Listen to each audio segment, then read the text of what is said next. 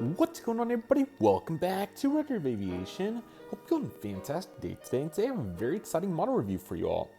Today we're going to be taking a look at the GeminiJets 1-400 scale GeminiJets 2 United Airlines Boeing 767-300, and this is in the Saul Bass livery.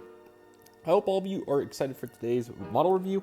It's a really cool aircraft. I'm definitely glad to get to feature it for a whopping $15 from the Jet Collector Black Friday 2024 sale. So definitely a really cool pickup right here, and very glad to get to feature it. So we won't waste any further time and go ahead and get into it. So as we know here with the GeminiJets 2 models, we typically have a cinematic box design. That's exactly what we have here with this aircraft. So you got the cinematic features, limited edition, die-cast model 1-400, the aircraft. The sizing's always been kind of interesting on the boxes. I'm not exactly sure what that's about, but that's kind of where we're at with this. United Boeing 767-300, made for collectors by collectors. Got the GeminiJets logo. It is the trademark under Boeing, of course. 674 Uniform Alpha is the registration we're going to be working with today. And there's all these side profiles.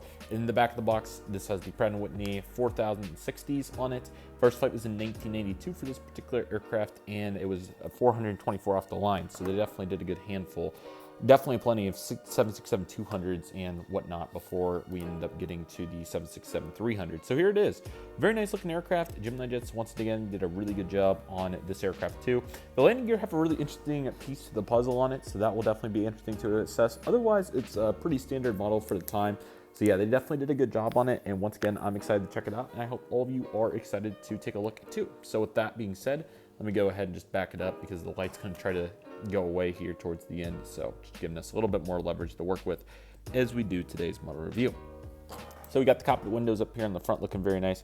Got the nose cone as well, also looking sharp. So the Saul Bass livery obviously encompasses 4 colors. You got orange, and then you've got the, I guess it's 3 on, or yeah, I guess it's 3 on this aircraft. I thought it's been 4 in the past, but anyway, orange, red, and blue. So looking very nice there. And you do have the gray underbelly as well. So that might be the 4th color I'm thinking of. So definitely nice to see that contrast here. It's very unique on an aircraft like this, so definitely really cool to see right there.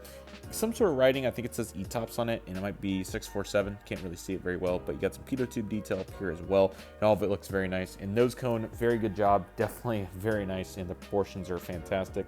Fortunately, the 767 mold for Gemini has always been good, so yeah, this was the root of it, so we love to see that. Now, the interesting part about this model is these landing gears. That's definitely the biggest takeaway for me. They're actually plastic, which is really interesting because typically the 767 landing gears for Gemini have always been die cast or, some sort of, durable material. So with that being said, one could speculate if this was probably a crossover mold. I don't want to think it's dragging wings, but I kind of see a little bit of dragging wings in it with the landing gear. Now, again, they could have just took the landing gear and did that, and the rest of it's all the normal die cast, so I'm not exactly sure. Another possibility for sure is that it could be some sort of Phoenix mold from the time. Now, again, it was 2003, so I wouldn't think that Phoenix was using plastic gear in 2003, but it's a possibility as I don't know where else this would have came from, but we definitely know for sure that there was there was crossover between the Phoenix and Gemini molds during that time frame. But regardless, definitely an interesting piece of this model. As a result, the landing gear did not roll, so it's definitely interesting to think about at the very least. So definitely wanted to bring that to all of y'all's attention. So that's exactly what we have there with that. There's the L1 door. It looks really strong as well, and as you can tell, it's looking very sharp, so definitely cool to see that. That takes us on, of course. We're going to have some first class on this aircraft and some, I believe we're going to go straight to Economy Plus after that. So that's exactly what was on the aircraft during the time, to my knowledge at least. I'm sure it could be just some discrepancies, but you do have some panel detail up here as well, so that's definitely nice to get the feature. And then, of course, the United Saul Bass billboard titles look really nice. Now, I don't know exactly why this model didn't sell very well during the time frame, because obviously places like Jet Collector and others have plenty of them. So one could think that was possibly the plastic landing gear, and they could have done a separate or additional release on this aircraft at the same time that was a normal GeminiJets release.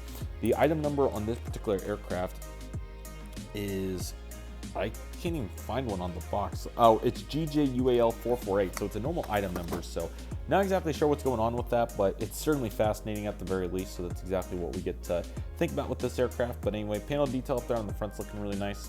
You got the leading edge there with the light as well, so that looks cool too, and get some different angles. You do have the emergency exits, 2 doors there, along with the emergency exit pad. Those are really nicely detailed, and I'll give you a better look at the slide there in a moment. But you can see right there before the emergency exits where we lose that window, or several windows, so that's definitely interesting to highlight on this aircraft too. You get the engines right there. Once again, these are the PW4060s, which has been a standard 767 engine for many years, dating back to 20 years ago. So that's exactly what we have here with this, actually 30 years ago, really. So yeah, great to get to see that right there. And overall, it's looking sharp. And yeah, I think the alignment might be slightly off. I'm not exactly sure, but you can see that. So yeah, we'll take a better look in a moment. But anyway, all of it's looking really strong. And just for the sake, so I can stop thinking about the light so we can not lose it for the update, or for this video rather.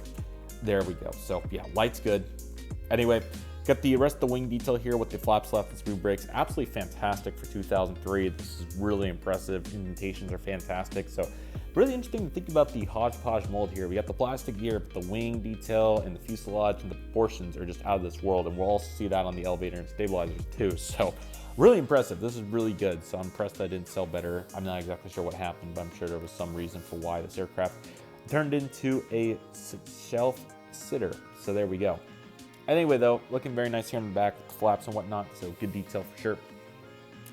Here is the second half of the aircraft. It's very simple, not too much detail, but this is pretty standard among most of the Eurowide aircraft. Obviously we got some stripes here like we've talked about, so that definitely adds some character to this aircraft.